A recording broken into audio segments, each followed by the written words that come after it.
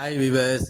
இன்னைக்கு சனிக்கிழமை ஒன்றும் வேலை இல்லையா, காலையிலே கிளம்பி லிவர் டானிக் ஊற்றலாம், சரி கொஞ்சம் கொஞ்சம் லிவர் டானிக் கொடுத்துருவோன்னு சொல்லிட்டு லிவர் டானிக் எடுத்துகிட்டு வந்தேன். பார்த்தா கொஞ்சம் அழுக்காக இருந்துச்சு ஆடு. சரி குளிப்பாட்டி பார்ப்போமே அப்படின்னு சொல்லிட்டு, இது புதுசு தான், புது எக்ஸ்பீரியன்ஸ் தான். சரி குளிப்பாட்டலான்னு சொல்லிட்டு பாப்பாவை கூப்பிட்டு மோட்டரை போட்டுவிட்டு தண்ணி போடுற பாப்பா நான் குளிப்பாட்டேன்னு சொல்லிட்டு ஜாலியாக குளிப்பாட்டி விட்டாங்க. நீ எல்லாத்தையும் நல்லா அடித்து குளிப்பாட்டி விட்டாச்சு.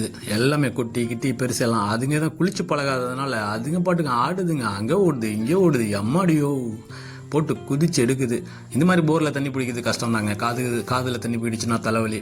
நான் குளிப்பாட்டுவேன், ஆனால் குட்டி போட்டு ஆடு இருக்குல்ல, குட்டி போட்டு ஆடு வந்து ஒரு நாள் விட்டு அடுத்த நாள் மஞ்சள் தண்ணி, சுடுதண்ணியில் மஞ்சள் போட்டு மஞ்சத்தூள் போட்டு கலக்கி குளிப்பாட்டி விடுறதான். அது அந்த டைமில் குளிப்பாட்டினா வெதுப்பாக கொஞ்சம் உடம்புக்கு ஃபைன், இந்த மாதிரி கிருமி நாசினிக்காக மஞ்சத்தூள் போட்டு குளிப்பாட்டி விடுவேன். மற்றபடி எல்லாட்டையும் குளிப்பாட்டுறது கிடையாது, அந்த பழக்கம் கிடையாது. இன்றைக்கி புதுசாக பண்ணால் ஆனால் நல்லா இருக்குது. இது குளிப்பாட்டி விட்டோம்னு வச்சுங்களேன், கொஞ்சம் ஃப்ரெஷ்ஷாக தெரியுது. உடம்பு ஹீட்டு குறைஞ்சா கொஞ்சம் வெயிட் நல்லா போடல. அதான் இந்த வாரத்துலேருந்து ஒரு உரை இருக்குல்ல, அந்த நாளுக்கு உரை வாங்கி ஒன்று தென்னை மரத்து பக்கத்தில் போட்டோன்னு வச்சுங்களேன், தண்ணி பிடிச்சி வச்சுட்டு சும்மா டபக்குன்னு தூக்கி உள்ளே போட்டு அமைக்க விடலாம். ஆனால் இந்த மாதிரி குளிப்பாட்ட எனக்கும் கஷ்டம், அதுக்கும் கஷ்டம். காதில் தண்ணி பிடிச்சுன்னா அப்புறம் அது வேறு தனியாக ஏதாச்சும் பிரச்சனை ஆகிட போகுது. நீங்கள் சொல்லுங்கள் விவர்ஸ், உங்களோட கமெண்ட் எனக்கு ரொம்ப முக்கியம். நான் பண்ணுறது சரியாக தப்பான்னு எனக்கு தெரியல, ஆனால் இது எப்படின்னு நீங்கள் சொல்லுங்கள். குளிப்பாட்டி விட்டோன்னு எல்லாம் வெயிலுக்கு உதறிக்கிட்டு ஓடுதுங்க. அந்த பக்கத்து நல்லா வெயில் அடிக்குது, வெயிலுக்கு ஓடுதுங்க. ஓகே தான். ஆனால் அதுக்கப்புறம் பார்த்தா கொஞ்சம் நல்லா ஃப்ரெஷ்ஷாக தெரியுது, மேனியெல்லாம் கொஞ்சம் சைனிங்காக தெரியுது. வழக்கமாக இது இனிமேல் கண்டினியூ பண்ணிக்க வேண்டியது தான். வாரத்துக்கு ஒரு டைம் அந்த மாதிரி தண்ணி பிடிச்சி ஒரு தொட்டி ரெடி பண்ணிட்டு தொட்டியில் போட்டு எடுத்து விட்டா தேவலான்னு நினைக்கிறேன். குளிப்பாட்டலாமா என்னன்றது எனக்கு தெரியல. நீங்கள் சொல்லுங்கள், உங்களுக்கு தெரிஞ்சுருந்தால் நீங்கள் சொல்லுங்கள்.